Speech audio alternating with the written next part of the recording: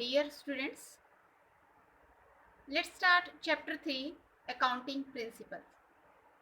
तो बेटा आज हम जो टॉपिक करने जा रहे हैं वो हमारा अकाउंटिंग प्रिंसिपल्स है। अकाउंटिंग प्रिंसिपल्स के बारे में आज हम पढ़ेंगे, ठीक है। Firstly we will see what is the meaning of accounting principles. Accounting principles are the rules and guidelines that business must follow when reporting financial data। तो अकाउंटिंग प्रिंसिपल वो रूल्स या गाइडलाइंस हैं जिन्हें बिजनेस फाइनेंशियल डाटा को record करते हुए follow करता है।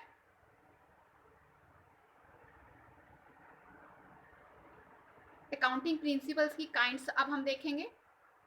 Kinds of accounting principle, accounting concepts and accounting convention. जो हमारे अकाउंटिंग कॉन्सेप्ट हैं वो हमारे, और जो कन्वेंशन है वो 3 कन्वेंशन है, ठीक है। अकाउंटिंग कंसेप्ट 11 है और अकाउंटिंग कन्वेंशन 3 है।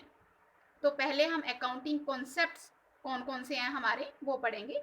लेट अस सी।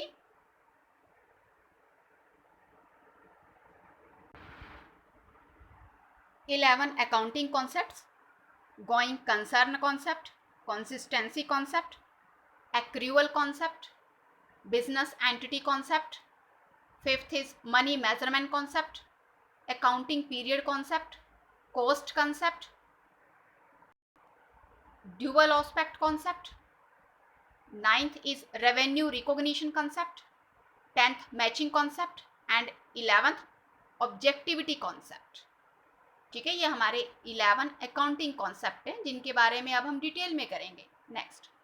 और ये हम याद रखेंगे कि जो हमारे फर्स्ट 3 कॉन्सेप्ट हैं, ये going concern concept, consistency concept और एक्रूअल कॉन्सेप्ट, ये हमारे फंडामेंटल अकाउंटिंग कॉन्सेप्ट कहलाते हैं।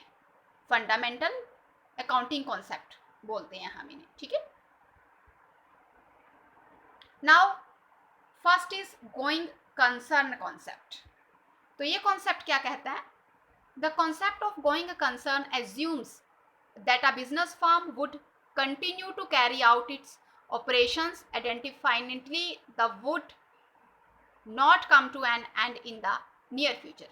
It means going concern concept कि हम जब भी किसी बिजनेस को शुरू करते हैं, ठीक है, मान लो हमारा क्लॉथ का बिजनेस है, तो कोई भी बिजनेसमैन अपने बिजनेस को लिमिटेड पीरियड के लिए सोच के शुरू नहीं करता कि मेरा बिजनेस बहुत कम टाइम में ख़त्म हो जाएगा या लिमिटेड सा टाइम पीरियड रहेगा, ठीक है। बिजनेस को ये सोच के चलाया जाता है कि बिजनेस जो है लॉन्ग पीरियड तक रन करेगा। गोइंग कंसर्न कॉन्सेप्ट, हम बिजनेस के लिए कोई भी डिसीजन आज लेते हैं तो हम ये सोच के नहीं उस डिसीजन को लेते कि बिजनेस तब तक हमारा चलेगा, कि हमारा बिजनेस जो है जल्दी ख़त्म हो जाएगा। हम जो भी काम करते हैं बिजनेस में हमेशा ये सोच के करते हैं अपने बिजनेस में कि हमारा बिजनेस जो है लॉन्ग टाइम तक रन करेगा। तो गोइंग कंसर्न कॉन्सेप्ट कि बिजनेस जो है बहुत लंबे टाइम तक चलेगा, ठीक है। बिजनेस में हम बहुत लंबे टाइम तक काम करेंगे, तो ये गोइंग कंसर्न कॉन्सेप्ट है, ठीक है। Next, consistency concept. This concept states that accounting policy and practices followed by enterprises should be uniform and consistent over the period of time so that results are comparable. Means कि business जो है, business जो accounting policies को use करता है वो uniform और consistent होनी चाहिए year two year. It means उसको हर साल अपने अकाउंटिंग पॉलिसीज़ को चेंज नहीं करना चाहिए, ठीक है। तो अगर वो एक जैसी पॉलिसीज़ को फॉलो करेगा तो वो इस साल के रिजल्ट्स को पिछले साल के रिजल्ट से कंपेयर कर सकता है, ठीक है। तो अब जैसे गुडविल को वैल्यूएशन करने का मेथड है, वो ऐसा नहीं होना चाहिए कि हर साल चेंज हो जाए, या स्टॉक को वैल्यूएशन करने का मेथड है, ठीक है, वो हर साल ये मेथड्स जो हैं चेंज नहीं होने चाहिए, ठीक है। तो एक ही जैसे मेथड अप्लाई करने से एक साल के रिजल्ट्स का कंपैरिजन जो है वो पिछले साल के रिजल्ट्स के साथ किया जा सकता है। तो consistency concept. Third is accrual concept. This concept states that revenue and expenses are recorded in the period in which they occur rather than when money is received or paid. अब ये concept क्या कहता है कि revenue और expenses को तभी record करना चाहिए जब वो रिसीव या पे किए गए हैं, ठीक है, उन्हें तभी रिकॉर्ड करना चाहिए। फॉर एग्जाम्पल करंट ईयर का रेंट है ₹10,000, ठीक है, करंट ईयर का रेंट 10,000 दे रखा है, तो हम उसे, अब ठीक है, करंट ईयर में उस 10,000 में से 8,000 पे कर दिए और नेक्स्ट करंट ईयर में 8,000 पे कर दिए और नेक्स्ट ईयर में 2,000 पे किए जाएंगे। तो अब जो रखा जाएगा, रिकॉर्ड में लिखा जाएगा, वो 10,000 ही लिखे जाएंगे, ₹10,000। Okay. Business entity concept. This concept assumes that business has distinct and separate entity from its owner. It means कि business और owner दोनों की entity एक दूसरे से अलग होती है, ठीक है। ऑनर जो है बिजनेस में कैपिटल लगाता है, तो इसलिए बिजनेस उसको उस लगाई हुई कैपिटल के ऊपर इंटरेस्ट भी पे करता है, ठीक है। तो ऑनर की अलग एंटिटी है और बिजनेस की अलग एंटिटी है। ऑनर अगर कोई दूसरा बिजनेस शुरू करता है तो उस बिजनेस का सारा रिकॉर्ड वो अलग रखेगा, ठीक है, उसका रिकॉर्ड वो इस बिजनेस में नहीं इंक्लूड करेगा। तो बिजनेस जो भी कुछ करता है वो उसके साथ है और ऑनर जो कुछ करता है वो उसके साथ है। तो ऑनर अलग है और बिजनेसमैन अलग है। बिजनेस अपनी एसेट्स अलग रखता है और ऑनर की अलग होती हैं, ठीक है। तो इसलिए बिजनेसमैन और बिजनेस दोनों की एंटिटी जो है वो अलग अलग है। It means business has distinct entity from its honour.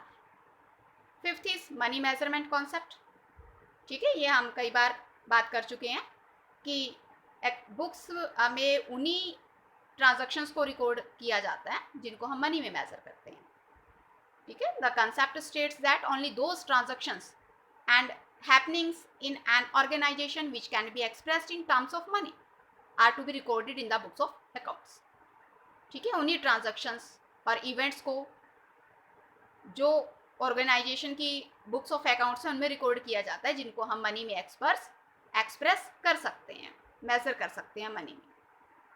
Sixth is accounting period concept, ठीक है। अब कोई बिजनेसमैन बिजनेस को करता है तो वो ऐसा नहीं है कि बिजनेस करता चला जाएगा और उसको अपने काफ़ी टाइम तक, कई सालों तक वो यही नहीं देखेगा कि इसको प्रॉफिट हो रहे हैं या लॉस हो रहे हैं या उसकी फाइनेंशियल पोजीशन क्या है उसके बिजनेस की, ठीक है। तो accounting period is the interval of time. Accounting period वो टाइम है which income statement and balance sheet are prepared, जिसके लिए इनकम स्टेटमेंट या बैलेंस शीट को प्रिपेयर किया जाता है बिजनेस के रिसोर्सेज और रिजल्ट को जानने के लिए। ये अकाउंटिंग पीरियड जो है वो 12 मंथ का होता है, 1 ईयर का होता है, यानी कि जब वो पूरा साल, वो 12 मंथ ख़त्म हो जाते हैं, यानी कि at the end of the last month financial statements को तैयार किया जाता है, जिससे बिजनेसमैन को बिजनेस की फाइनेंशियल पोजीशन और फाइनेंशियल परफॉर्मेंस के बारे में पता चलता है, ठीक है। तो 12 मंथ का ये टाइम पीरियड होता है, फिक्स टाइम पीरियड, यानी कि पूरे ईयर का ये हमारा 1 अप्रैल टू 31 मार्च होता है, यानी कि 31 अप्रैल से लेके 31 मार्च तक के अकाउंट्स जो हैं वो तैयार किए जाते हैं, फाइनल स्टेटमेंट तैयार की जाती हैं, ताकि किसी बिजनेसमैन को, मान लो एक क्लॉथ डीलर है, ठीक है, वो अपने बिजनेस की फाइनेंशियल पोजीशन और फाइनेंशियल परफॉर्मेंस को जानना चाहेगा 1 साल की, ठीक है।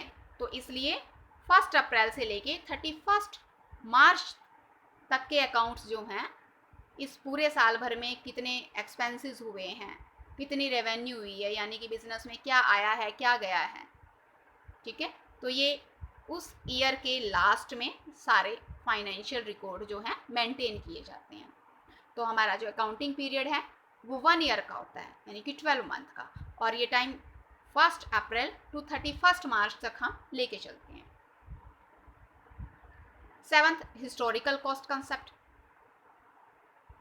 The concept states that all assets are recorded in the books of accounts of their cost price, which includes cost of acquisition, transportation, installation and making asset ready for the use. इसमें आप उस asset का cost price, उस cost price में उसका transport का खर्च, उसको लाने का खर्च, इंस्टॉल करने का, ठीक है, और उस एसेट को यूज़ करने लायक बनाने के लिए जो भी एक्सपेंस हुआ है वो उसकी कॉस्ट प्राइस में इंक्लूड कर दिया जाता है, ठीक है। मान लो कोई मशीनरी जो है वो परचेज की 50,000 की, उसको फैक्ट्री में लेके आया गया, जिस भी ट्रांसपोर्ट के थ्रू उसको लेके आया गया, जिसमें भी लेके गया, फिर इसको इंस्टॉल किया, उसको लगाने का खर्च, उसके लिए जिस लेबर को यूज़ किया उसको भी पे किया गया होगा, यानी कि जब वो एसेट यूज़ करने लायक हुई उसके लिए जितना भी खर्च किया गया है वो 50,000 में, जितने में उसे खरीदा था उसी में ऐड कर दिया जाता है, ठीक है। फॉर एग्जाम्पल यहाँ आपको एक एग्जाम्पल दे रखा है कि एक इन्वेस्टमेंट परचेज ₹3 लाख, लेकिन 5 ईयर के बाद उसका मार्केट प्राइस जो है वो 10 लाख हो जाता है, ठीक है। बट ये हिस्टोरिकल कॉस्ट कंसेप्ट हम कर रहे हैं, मीन्स कि जितने में उसे परचेज की थी बैलेंस शीट में हम उसी को मेंशन करेंगे, यानी कि बैलेंस शीट में वो इन्वेस्टमेंट हम 3 लाख की ही शो करेंगे। हिस्टोरिकल कॉस्ट कंसेप्ट, यानी कि जितने में उसे परचेज किया गया था वही वैल्यू आज भी बैलेंस शीट में वही वैल्यू शो की जाएगी। 8th, dual aspect concept. The concept states that every transaction entered into by an enterprise has two aspects: a debit and a credit of equal amount. It means एक transaction का effect जो है वो दो तरह से होता है। एक जगह उतने ही अमाउंट को डेबिट किया जाएगा,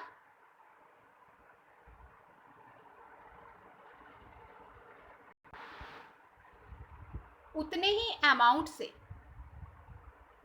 उस ट्रांजैक्शन को एक जगह डेबिट किया जाएगा और दूसरी जगह उतने ही अमाउंट से क्रेडिट किया जाएगा। For example, purchase goods for ₹10,000, 10,000 की गुड्स परचेज किए हैं, परचेज गुड्स ₹10,000।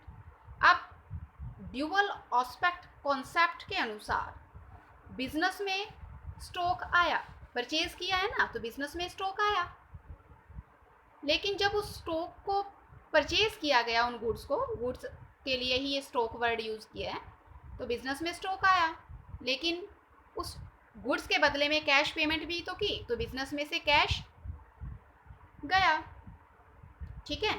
तो इट मीन्स एक ही ट्रांजैक्शन का फर्क जो है वो दो जगह गया, स्टॉक बिजनेस में इंक्रीज हुआ और कैश बिजनेस में से डिक्रीज ही हुआ, ठीक है। मीन्स कि एक डेबिट और एक credit. Debit what comes in, जो बिजनेस में आया है उसे डेबिट करेंगे, क्रेडिट व्हाट गोज आउट, जो बिजनेस में गया है उसे क्रेडिट करेंगे, ठीक है।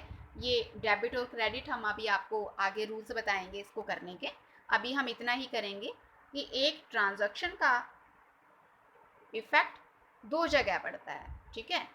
इंक्रीज हुआ और स्टॉक इंक्रीज हुआ और कैश डिक्रीज हुआ। जब परचेज करेंगे तो सामान आएगा और कैश जाएगा, ठीक है। तो एक चीज़ इंक्रीज हुई, एक चीज़ डिक्रीज हुई है। 9th, revenue recognition concept.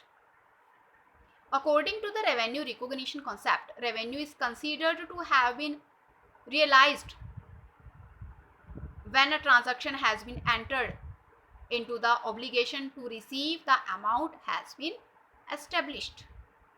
ठीक है, एक एग्जांपल के थ्रू हम इसको समझते हैं कि ऑर्डर जो है, किसी सामान को बनाने का ऑर्डर 1 जनवरी को मिला, 10,000 का सामान बनाने का ऑर्डर 1 जनवरी को मिला, उस माल की सप्लाई 20 जनवरी को हुई और कैश रिसीव हुआ 1 अप्रैल को। लेकिन रेवेन्यू रिकॉग्निशन कॉन्सेप्ट के अनुसार जब वो सामान हैंडओवर कर दिया गया, उसी दिन उसकी रिकॉर्डिंग जो है की जाएगी, उसी डेट में। ठीक है, तो 20 जनवरी को ये ट्रांजैक्शन रिकॉर्ड की जाएगी। ठीक है, सेल हुई है तो 20 जनवरी को इसे रिकॉर्ड किया जाएगा। ये रेवेन्यू रिकॉग्निशन कॉन्सेप्ट है।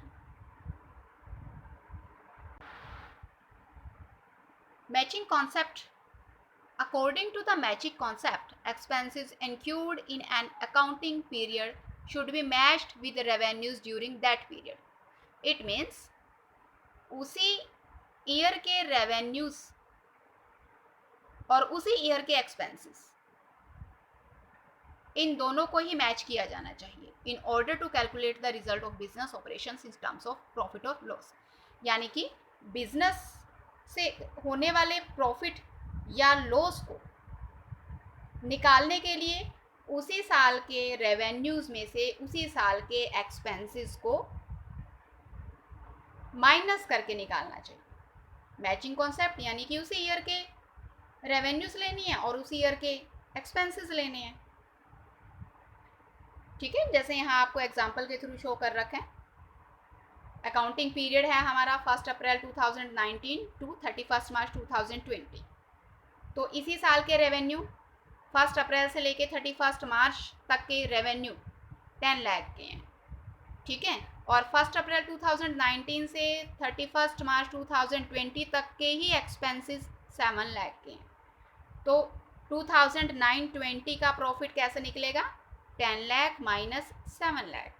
उसी साल के रेवेन्यू में से उसी साल के एक्सपेंसेस को लेस कर दिया तो उसी साल का प्रॉफिट निकल आया। ये मैचिंग कॉन्सेप्ट है, यानी कि मैच, उसी साल के रेवेन्यू को उसी साल के एक्सपेंसेस से मैच करके प्रॉफिट या लॉस निकाला जाएगा।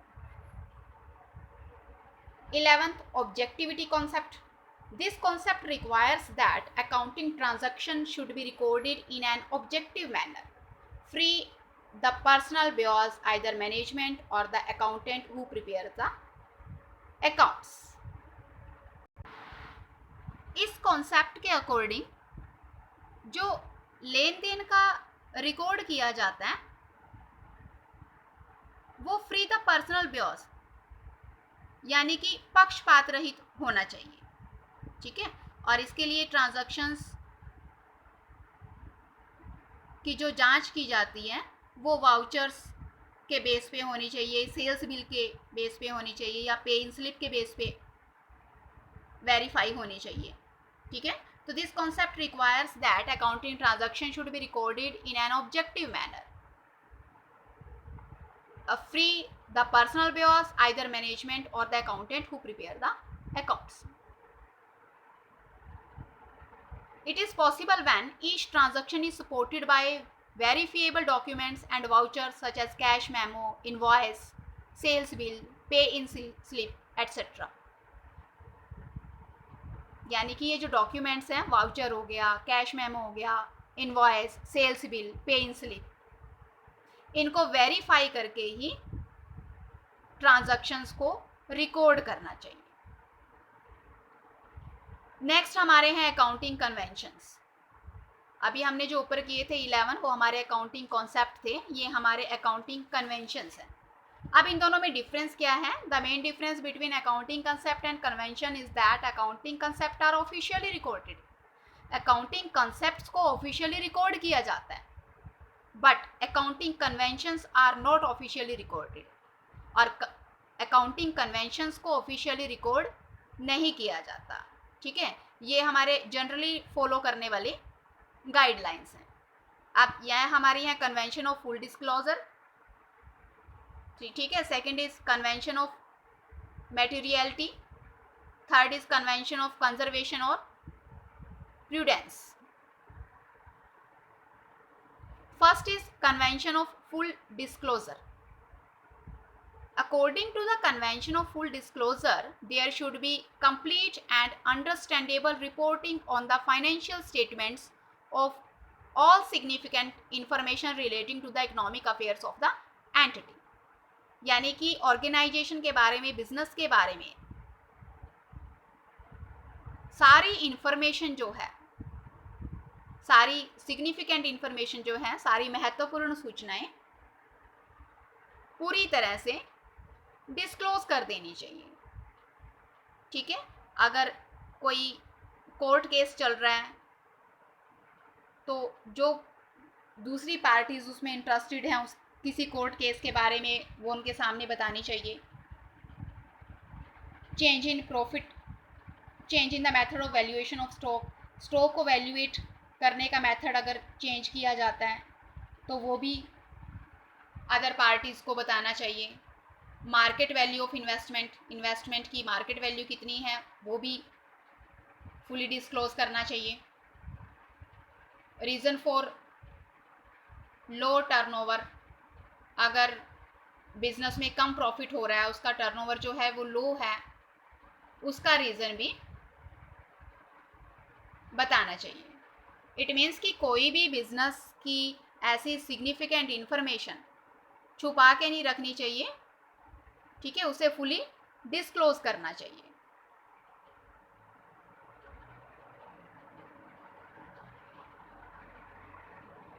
Convention of materiality, this convention is an exception to the convention of full disclosure. According to this convention items having an insignificant, it means जो आइटम्स महत्वपूर्ण नहीं है, ठीक है, और वो यूज़र से रिलेटेड भी नहीं है, तो उनको डिस्क्लोज करने की ज़रूरत नहीं है। यहाँ आपको एक एग्जांपल दे रखा है कि ये स्टेशनरी है, पेन पेंसिल स्टेशनरी का सामान जो है चोरी हो गया, छोटी सी चोरी है, ठीक है, इसका कोई फ़र्क नहीं पड़ता। तो इस तरह की बातें जो हैं यूज़र्स को बताने की ज़रूरत नहीं है। Third is convention of conservatism और prudence. This concept requires the business to play safe. It means that business do not anticipate a profit but provide for all possible losses. अब देखिए, यहाँ एक एग्जांपल के थ्रू मैं आपको बताती हूँ। यहाँ क्लोजिंग स्टॉक दे रखा है, उसका कॉस्ट प्राइस जो है ₹10,000 और जो उसकी रियलाइजेबल वैल्यू है वो ₹15,000 है। तो इन दोनों में से जो कम है उसी को लेके चलना चाहिए, विच एवर इज लेस। अगर कॉस्ट प्राइस कम है तो क्लोजिंग स्टॉक 10,000 का दिखाना चाहिए, लेकिन अगर रियलाइजेबल वैल्यू 5,000 होती तो क्लोजिंग स्टॉक को उस रियलाइजेबल वैल्यू पे ही दिखाना चाहिए। एंटिसिपेटेड प्रॉफिट, इट मीन्स कि जो हमारी संभावित लाभ होते हैं, यानी कि वो लाभ होने की संभावना है, ठीक है, तो उनको हम पहले ही रिकॉर्ड करके नहीं चलते, बट जो ऐसे लॉसेस हैं उनके लिए हम पहले से ही प्लान बना के चलते हैं, उनके लिए प्रोविज़न जो है हम पहले से ही तैयार करके चलते हैं। तो इसीलिए जब हम स्टॉक का वैल्यूएशन करते हैं तो जो कॉस्ट प्राइस है और जो मार्केट प्राइस है, ठीक है, कॉस्ट प्राइस और मार्केट प्राइस, उन दोनों में से जो भी कम है उसी पे किया जाना चाहिए। और इसी तरह से जो हमारे बैड डेट्स होते हैं, यानी कि जो डेट्स हमारे, जो ऋण जो हमारे डूब जाते हैं, हमें वापस नहीं मिलते हैं, हमने किसी को लोन दे रखा था लेकिन वो हमारा वापस नहीं आता, तो इस तरह के लॉसेस के लिए पहले से ही प्रोविजंस बना लिए जाते हैं। ठीक है, तो इसलिए उन प्रॉफिट को हम पहले ही प्रॉफिट नहीं मान के चलते, लेकिन जो ऐसे होने वाले लॉसेस हैं उनके लिए हम पहले से ही प्रोविज़न बना के चलते हैं। तो ये हमारा कन्वेंशन ऑफ कंजर्वेटिज्म है। ठीक है, तो ये हमारे सारे कन्वेंशंस थे, 11 कॉन्सेप्ट और 3 कन्वेंशंस। तो ये आपको सारे तैयार करने हैं आपने, ठीक है। नोट्स आप यहीं से आप अपने नोट कर लेंगे। तो आज हम इतना ही करेंगे, ओके।